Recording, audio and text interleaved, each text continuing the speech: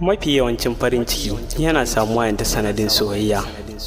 So yana sammatan mutum ne a rashin zato da tsammani. So yakan sanya tunani mai tsantsar rudani a kwakwalwa.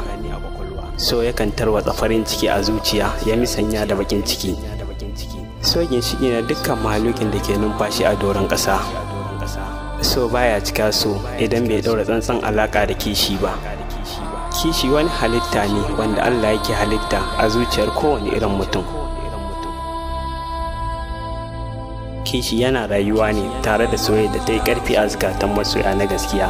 Kishi yana bayyana akan kowane zaɓi, amma mafi yawanci ya fi bayyana ta sanadin soyayya. Wani kishi yakan yi kaifi a zukatan masoya tankar kaifin takwabi. Shi ne ke sa ka ji ka tsani masoyiyarka a lokacin da ta guje ka ta koma son waninka.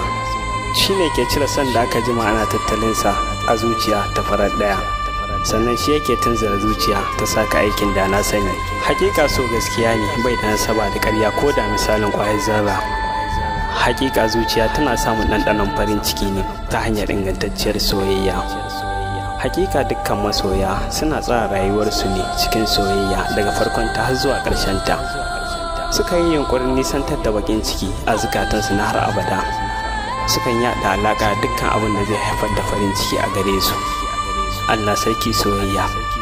A sanadinki na shiga rudani mai tsantsar rikitarwa. A sanadinki zuciyata tana bugawa kamar za ta tarwatse.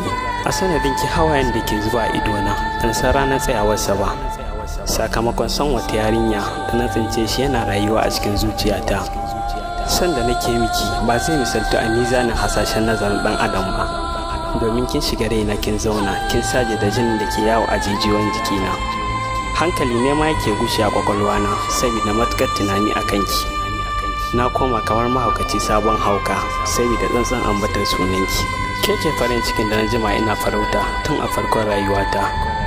Bakina bai da marar da ya wuce misayan amon furici da harcenki.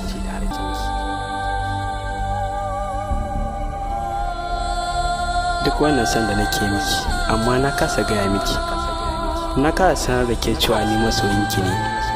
Ina danganta alakar mu ne kawai da abota domin karki nisanta da ruhina. Ina matukar ƙaunarki a zuciyata.